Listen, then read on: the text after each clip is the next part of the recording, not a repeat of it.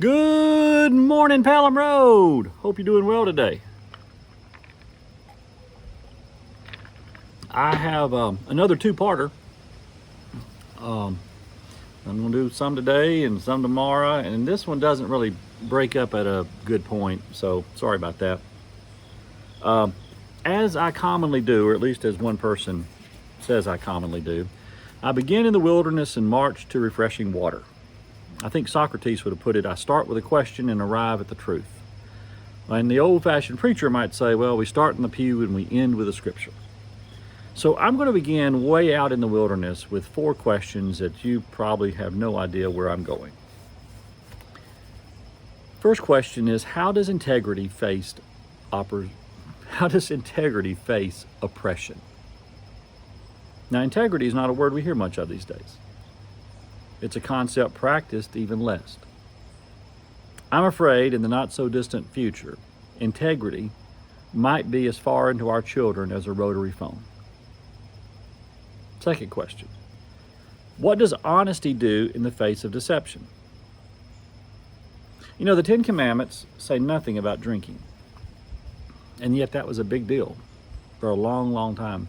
They say nothing about capitalism, homosexuality, immigration, taxation, or any of the issues which fill our news cycle. But do you know they speak to the truth? They speak to telling the truth. 20% of the commandments are about telling the truth. Don't bear false witness, be honest with your words, and do not commit adultery. Don't deceive someone you have promised to love. It should be clear, honesty is of more value to the divine and the human relationship than all the issues that we can crowd into a news hour. Third, what does decency do in the face of an insult? This is listed third, but it may be the most important. From social media to parking lots, from churches to courthouse, nobody seems to be monitoring and regulating their speech. We've all forgotten our mama's guidance or mama's creed. If you don't have something nice to say nothing at all. Or be the bigger person.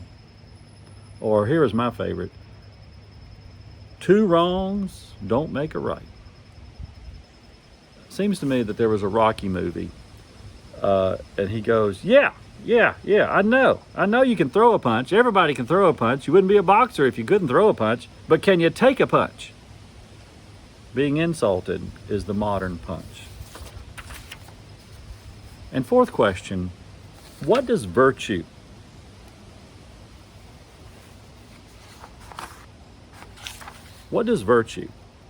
do in the face of brute force? It's easy to be virtuous when everyone is kind and gentle. But we learn who is virtuous when they surprise you and come and get you in the middle of the night with violence and armed to the teeth. I mean, we learned on the night of Jesus' arrest who had character and who didn't. Peter cut off a man's ear, and Jesus heals the man.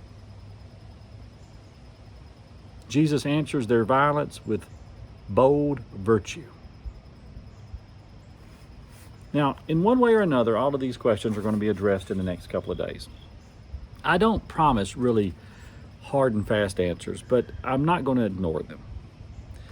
Lori McMaster's Bajil writes fantasy and science fiction, and while she is highly decorated, she's really underappreciated. There is a quote attributed to her that reads this: reputation is what other people know about you. Honor is what you know about yourself. Guard your honor. Now, you may have heard a variation of that reads, reputation is what others think of you. Character is what you are.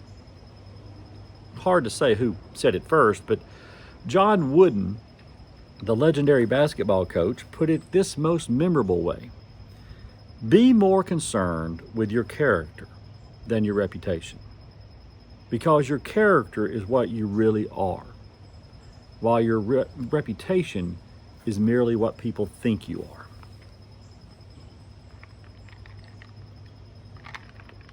Any way you put it, reputation is nothing more than what we convince people we are, while honor or character are actually what we are.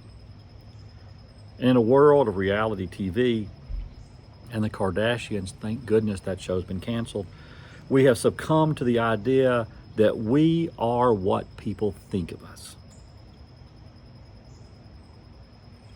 not what we are. Of course, I know the preacher takes the easiest targets, the one that the preacher can mention and everybody out there agrees with. But there are other names that I could call out that are all about image, reputation, authority, and they lack character. And in private, you'll tell me they're not equipped. They don't have the character to run a UPS store. But you know, these people are really not the symptom.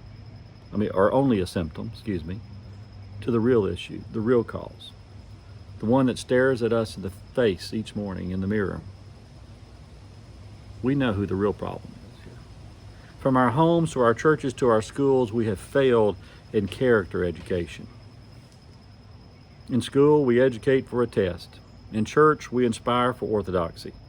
In homes, I know we're trying to teach character, and I believe in some homes they're trying desperately, but sometimes, listen carefully to your words, you're really teaching them how to make a living more than you're teaching them about character.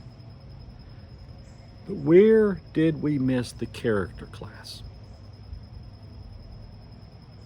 Tuck in your shirt. You never get a second chance to make a good first impression. Now that's not terrible guidance, but you do know it's not about character, right? It's about making a good impression. Are you going out dressed like that? What will they think of your parents? Again, it's not about character. It's only about reputation. And again, in this case, it's not even your reputation, it's ours as the parent. What did you get on that test? You need such and such grade to even be looked at by that university. Well, that might be true. But a test score, even a good one, doesn't guarantee that that young person can say yes and stand behind it and say no and mean it. Tomorrow, we'll go further down this rabbit hole and hopefully get to some answers.